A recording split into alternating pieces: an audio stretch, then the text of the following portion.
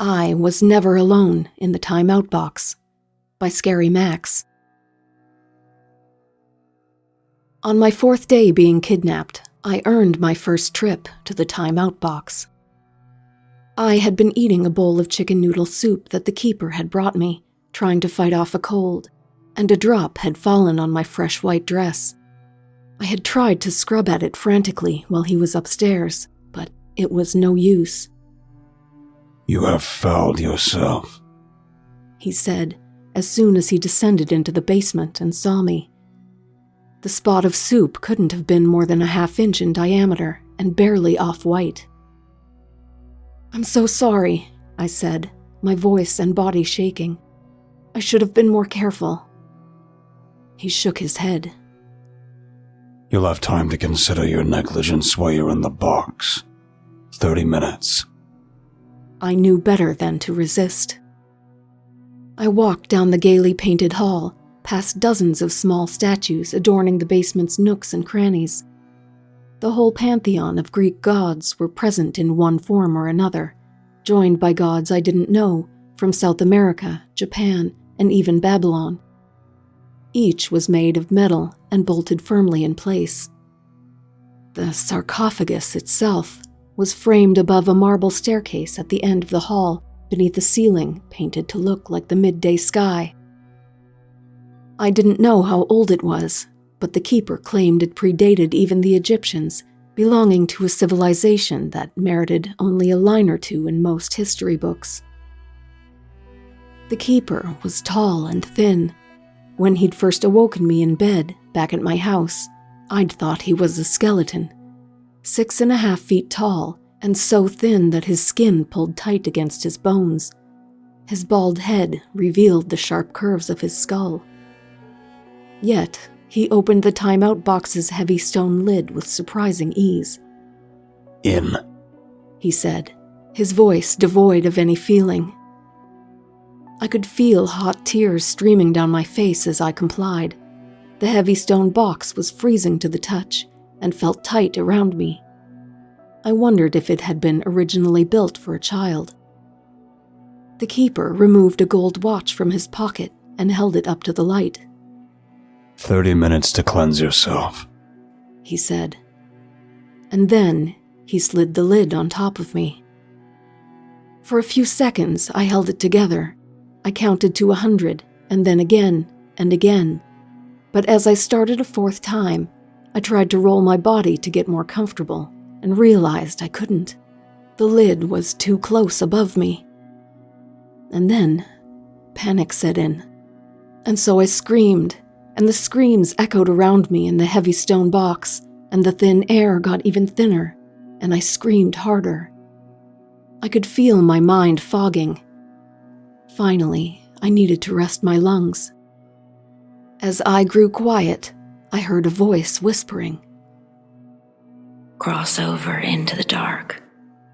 Cross over into the dark." I woke, gasping for air as light hit my eyes. I felt I'd slept 1,000 years, though I knew only half an hour had passed. The keeper helped me out of the box and handed me a new white dress, exactly the same as the one I'd dirtied. "You will be more careful in the future," he said, and I nodded weakly. On the wall at my right stood a massive stained glass window, backlit by artificial light. Each panel was a different shade of red or pink. Now that I was closer, I could see that the color came from dyed liquid suspended in the glass. Together, the panels formed a picture of a girl's face, about half complete. "My ongoing project," said the keeper. "Many have contributed to it, each lending their blood's brilliance. Of course, I, as the artisan, must mix in a few special tinctures to preserve and alter the lovely colors, but that is my burden to bear. Perhaps one day, you will become a part of this collective." He sighed for a second, marveling at his own work. "Many like you have come before, and many will follow. Like a god, I last decades while you girls come and go. sometimes for mere days at a time, other times for months. Of course, the duration is up to you. Do you understand? Yes, I told him. Good, He said. Then change into a clean dress and finish your soup. I fear it's grown cold. The second time he put me in the box was because I'd been crying. The time alone had gotten to me, and I'd let myself fall down the rabbit hole of remembering my parents, the way my dad would always shout, "Go conquer the world," as he dropped me off at the high school, or the way my mom made me French toast late at night when I couldn't sleep, the way my baby brother pronounced my name Evan instead of Evelyn. His face contorted in rage as he came downstairs and found me sobbing, curled up in a ball. I come here for solace, for cheer, for a distraction from all the stress of my time in the world above. And what do I get instead? Tears? Sadness? Tell me, why should I keep you here? What good to me are you?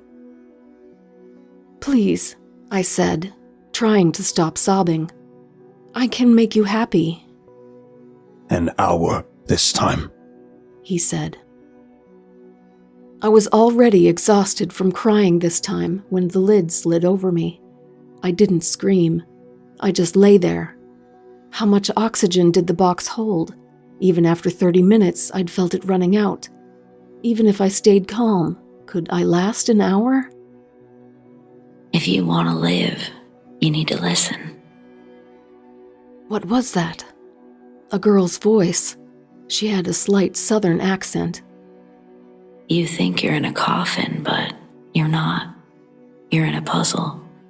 You need to feel around. Who are you? I asked, but there was no response. I listened. With some difficulty moving my arms, I ran my fingers over the box. As I did, I realized that the stone wasn't smooth after all, but rather decorated with engraved lines. I felt the lines over and over again, trying to create a mental picture of what I was feeling. At first, it didn't make any sense. Just curved lines running all around. A large curved shape cut up with other lines, some straight, some curvy. And then finally, I realized, it's a map. Of a country long forgotten, but the basic directions remain the same. What good is any of this? I asked. Look east. Said the voice. I reached out with my right hand to the edge of the box where the side met the lid. There, I found a small circle, no larger than a dime. I pressed my finger against it and heard a small hiss. Then, an almost imperceptible trickle of cold air passed against my fingers. The keeper always wondered how I could survive my punishment so long, said the voice. All the others succumbed in an hour, maybe 2. I once was punished for a full day. I might have lived, except I fell asleep and the darkness took me. For a second, I took my finger off the circle, and the hole sealed shut. Maybe that's better, I said. Once I'm gone, there's nothing more he can do to me. That's up to you, said the voice. But there is more I can show you. For a few minutes, I lay there, the voice gone, silence all around me. As I lay there, I began to see something through the darkness, a white rectangle like the rim of a door. But when I tried to reach out for it, I bruised my fingers on the box's lid. Around me, the air grew hot and stale. I prepared myself to escape. I thought of my dead grandparents and my friend Olive, who dived the wrong way into a swimming hole. I thought of my 3rd grade teacher, Mrs. Chu, who'd fallen from a ladder while hanging Christmas lights. I found myself gasping. Then I reached out, scrambling to find the dime-sized button, and I pushed. There were many voices in the box, and in time, I grew to know them by name. Naomi had been a piano prodigy in a small suburb of Atlanta. She had played Mozart and Rachmaninoff flawlessly at 11. She'd lasted less than a week in the basement before asphyxiating in the timeout box. Then there was Brianna, a pageant queen from Charlotte. At 15, she'd been tapped as an early favorite for Miss America after winning a case full of trophies as a child. She'd only lasted a day, panicking and choking to death on her first trip in. At first, I could only hear the voices, but after a few trips, I found a way to see their faces. Early, in the darkness, I'd seen the faint outline of a door. As I returned to the dark, over and over, I found a way to navigate toward it. I began to learn that my body was only a vessel that contained my breath. When I learned to leave my own breath, I could float freely through the dark, finally finding my way to open the door. On the other side, I found 17 girls, all hard at work, building some kind of square structure out of radiant purple stones. "You're here!" They shouted. We're so sorry. We thought you might be the one to make it out. "You're welcome to join our little tribe," said Brianna. "Stay as long as you like." I must have looked confused because Naomi approached me, touching my flesh. She's still warm, She shouted, "Give her time." said Brianna, rolling her eyes. No, like warm. Said Naomi. And then they all ran up, running their cold fingers over me. How are you here? Asked Lila. She was a blonde girl who'd earned a black belt by the age of 11, and it had meant nothing when the keeper grabbed her off a suburban street in broad daylight. And then suddenly, the sarcophagus cracked open, and I saw the keeper staring down at me. He was different this time, blood soaking through his white shirt, pain on his face. "Are you okay?" I asked. He grimaced. You see? He asked. You see what you do to me? He paced the room as I slowly sat up, the feeling returning to my limbs. You get so worked up that I get up there and make mistakes. I get up there and do terrible things, reckless things. I'm not careful like I should be. And then, sometimes I get hurt. He unbuttoned his dress shirt to reveal his skeletal body, but this time something was wrong. A red, bleeding wound decorated his left shoulder blade. Can you sew? He asked. Several minutes later, I stood over the keeper with a needle and thread. I'd already washed the wound with soap and warm water, then sterilized it with stinging alcohol. Applying that painful bottle had been my greatest joy in weeks. I fully understand that you may want to hurt me, he said, as I stared down at him. Please know that this would be a fatal mistake. You certainly wouldn't kill me, and your punishment would be severe. A length of time in the box that none would ever survive. Part of me wanted to jam the needle right into his heart and hope for the best, but I knew he was right. It was much more likely that I'd pay the price than he would. I was a good sewer for my age, having spent a summer learning quilting from my grandmother, but I'd never run a needle through human flesh before. The key to piercing skin is to think of it as something else at first. An orange peel or a leather couch, said the keeper. In time it won't bother you. Work neatly and efficiently. As I've said, fail, and your punishment will be beyond your reckoning. There are things that I can do to you here, out in the world, before your trip to the box, that most people have not taken the time to imagine. I tried to steady my hands, and I held the needle to his skin. The cut wasn't especially long, but I figured I'd need at least 3 or 4 stitches to close it. It's just an orange peel, I told myself, trying not to imagine what might happen if I failed. It's not a person. And I began to sew. The first piercing caused him to wince slightly. I moved the needle gently under the skin and brought it out the far side of the wound. Then around and around. He was right. The skin acted like any other fabric in the end, pulling taut and neat as I pulled the sutures tight. When it was all done, the keeper rose and plucked the needle from my finger. Then he awkwardly reached around his back and cut the thread with a pair of scissors. He hadn't trusted me with those. He ran his long bony fingers along the stitches, examining them in a large mirror. "Well done," he said, though he sounded slightly disappointed. Something was burning behind his eyes.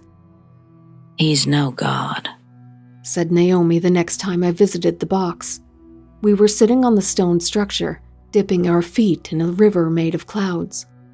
Something in me said it was important not to look too long at the rushing mist. Once, when my gaze lingered there, I saw something caught in the flow, an old woman swimming desperately against the current before being swept away. He's full of confidence, but it's all a fraud, said Brianna. Why do you think his statues are bolted down? Why wouldn't he even let you touch those scissors? He's terrified of you. As we spoke, the sound of scraping rocks filled the air, and we looked back to see a group of 6 girls pushing a heavy stone up a ramp of slippery sand, and as they put the stone in place, I began to see the structure for what it truly was, the base of a pyramid. Above us, the doorway back to the sarcophagus hung like a rectangular constellation in the sky, and suddenly, the whole plan became clear. The pyramid's top would lead directly to the door, allowing them to climb out. "We're gonna get you out," said Naomi. "But you won't be alone." We'll all be coming with you, said Brianna. All up here. She gently caressed my temple, her dead hand as cool as tap water. Suddenly, I no longer felt safe. All at once, I saw the other girls as they were, dead souls taken too soon from their bodies, desperate for any chance to return to the world. My flesh stung where Brianna had touched me, as if I'd run an icicle across it. I backed away from them then and felt myself floating up, back toward the door. Don't be afraid, said Brianna. We only want to help. Escape lies not in one direction, but all at once. Naomi called after me.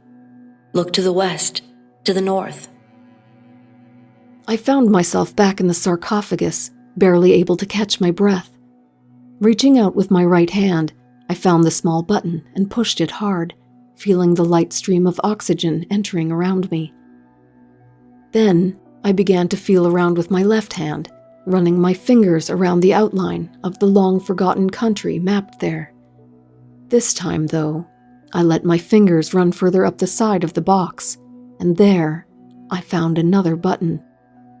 I pressed this too, and I heard the faint grind of something within the bowels of the stone. More air ran over my fingers now. Next, I felt along the bottom edge of the box with my toes, scooting my body down so that my feet could reach the corners.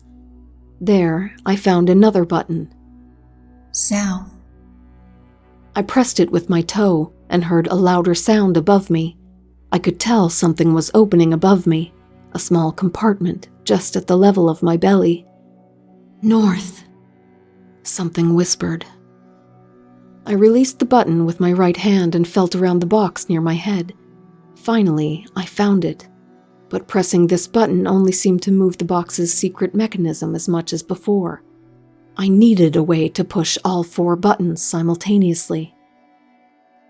Then, the box lid opened, and the keeper looked down at me. Beside him was another girl, just my age. She had red hair and more freckles than anyone could ever count. Impossible, he whispered. You were inside more than a day. It only seemed like a moment, I whispered through chapped lips. He turned to the other girl, whose eyes were wide with fright. Run, I whispered, but I'm not sure if she heard me. I'm so sorry, he said, turning to the new girl. I thought there'd be a place for you here. This is no fault of yours, just poor planning on my part. Then, without another word, he took the scissors from his pocket and stabbed her in the neck. She fell to the floor with him on top of her. He stabbed her torso over and over again, blood streaming out a dozen wounds, splattering the walls and floor. She barely had time to gurgle a scream. I wanted so badly to fling myself at him, to stop what I was seeing, but my limbs barely functioned after so long in the box. All I could do was watch the life leave her eyes as the blood pooled around her. Finally, the keeper stood, watching the blood drip from his hands. You see what you made me do? He whispered. Another day it is then, and if you get out, you'll be cleaning up this mess. Before I could say a thing, the lid closed back on top of me. Please, I heard the voices calling. don't be afraid. Together, we can be in all directions. You only need to let us in. I knew I was making a deal with the dead, but somehow I was giving my body to them. But I knew then that regardless of the consequences, I'd rather trust the girls than the keeper.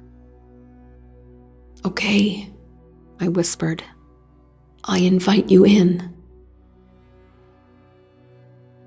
I could tell the keeper was growing frustrated, bristling at his own rules.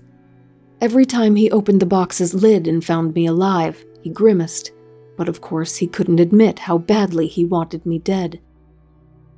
Instead, his frustrations boiled over to the world above. Almost daily, he would come down the stairs covered in blood, often wounded. Once, he even had me sew up a bullet wound on his left arm. Of course, he dismissed the close calls as par for the course, narrating the history of his other scars. See that one there? That was 20 years ago now. She stabbed me from behind with a fire poker. 2 inches to the left, and it might have pierced my heart. He turned and looked at the scissors in his hand. Do you know what it takes for me to stop myself from stabbing you? Every sinew of me calls for it. How beautiful the arterial spray would appear as you gasped your last breaths. But I know that patience will be rewarded. The box will claim you. And finally, I will add the sweet red of you to my work. He gestured to the red and white stained glass on the nearby wall. I was wise enough not to comment. Even my slightest misstep those days meant hours, sometimes days, in the box. But of course, he always found a reason. Dutifully, I would lie inside, and he would close me in. By then, however, I saw the box as an escape from his cage.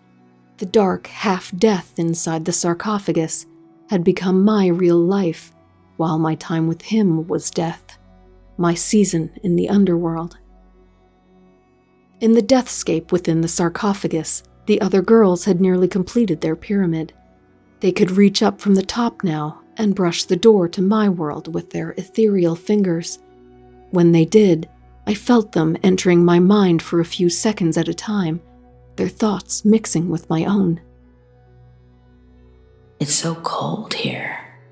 I forgot what cold felt like. Our heart is so loud.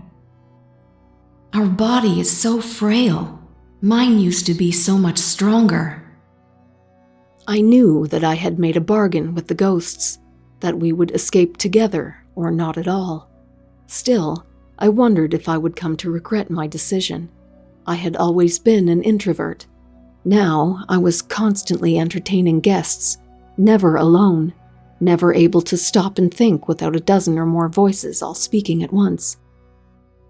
The way out is in all 4 directions at once. North, south, east, and west. The 4 buttons lay all around me, but I had yet to discover how to press all 4 at once. I could reach south with the tip of my toes, east with my hand, and north with my other hand, but that left west to deal with. Each day, I crossed my right leg up and across my body, trying to angle the toe toward the button, but the task proved nearly impossible in the small space. The box was so tight that the leg would get wedged perpendicular to my body as I tried to pull it into place with both arms. Sometimes it felt like it would break, and still I pushed harder. Once, the keeper opened the lid to find me in that contorted position, my leg stuck against the box's side, my foot almost at my hip. He looked at me curiously. "Cramp," I rasped out, my lips cracked and bleeding. That was 36 hours, he said. No one has survived that long. And for the first time since he'd captured me, I could see his fear. For weeks he had looked at me like a steak ready to be eaten. Now he could barely look at me, the way prey avoids the eyes of a predator. And something snapped in me in that moment. I saw myself as a ghost, a revenant returned from the other side. And I spoke words I never would have dared voice, even a few days earlier. "You told me you were a god," I whispered. "That we girls come and go, but you are always here. I'm here to tell you, I'm the deathless one. No length in the box will end me. I will bury you." Prove it then, he shouted, kneeling over me. I could tell it took everything in him not to wring the life from my body. But I suppose he had his rules. He slid the lid of the box back on top of me. I found the girls standing atop the pyramid, waiting for me. The structure was complete now, offering easy access to the door of light. "We heard you," said Brianna. "You were right. He's only a man." "Not that it matters if I die in that box," I said bitterly. Together, Said Naomi. we escape. Together. Then, one by one, they pulled themselves up through the door. My head felt like it would burst as they entered. Each of them felt like a marble crammed into my skull, swelling my brain. Before, they'd only been visitors. Now, they were moving in complete with all their luggage, memories and fears and dreams. For a moment, I thought I might be erased, or mixed together with the ghosts, that the colors of each of us would be mixed into a muddy brown. But it was not the case. Somehow, I made room for my visitors, and we all stayed distinct. 18 souls in one body. I'm alive. "But this body is so weak. When was the last time he gave us water?" This body can't take much more. It's practically done. "So we get out now. No more time to waste." All directions at once.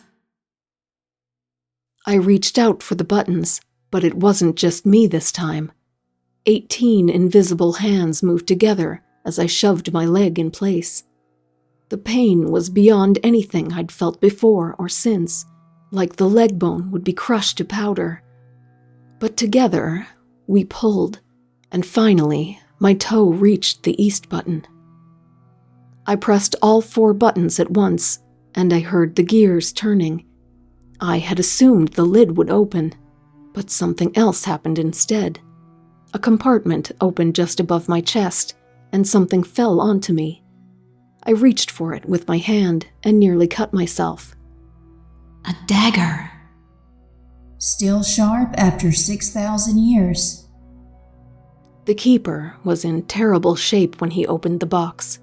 He had been stabbed at least 3 times in the arm and shoulder. I lay weakly in the box, barely able to lift my arms. I lay with them crossed over my chest, the blade concealed beneath them. "Get out," he said. "You're welcome, by the way. I cut your time in there short." "Because you need us to stitch you up," I said. He bristled and climbed on top of the box on all fours. He leaned over me, his rancid breath filling my nostrils. "Never forget," he whispered. "However important you think you are, whatever lie you tell yourself, you are replaceable." I stabbed forward into his chest, just where he'd once told me his heart would be, and it wasn't just me doing the stabbing. Together, I felt 18 sets of hands pushing along with me. The blade slid through the flesh like a diver through water. Blood instantly poured from the wound, and the keeper fell on top of me. Our faces pressed close together. He looked into my face, fear filling his eyes. "You, he said weakly. all of you." And then he died, just like any man. I would have thought it difficult to wriggle out from under him, but I had the help of the other girls. Together, we worked ourselves free and exited the box, leaving him inside. Then, slowly, we walked over to the door of the room, opened it, and trudged up the stairs to the world above. At first, when I made the deal with my 18 sisters, I was afraid, but I realize now it was never necessary. We work well together, sharing the body.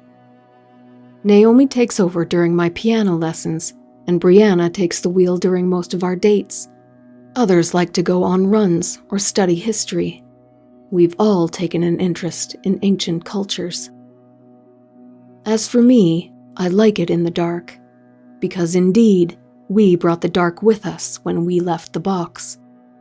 I like to sit by the base of the pyramid, watching the river of mists pass. I am no longer afraid of it. In it, I see the stuff of myth, the raw material of story, and when I have possession of the body for a few minutes here and there, I write them down, bringing bits of nightmares to the real world. Sometimes, when I look into the river, I see the keeper there, drowning eternally in his own blood, screaming for me to help. And I almost want to thank him. Almost.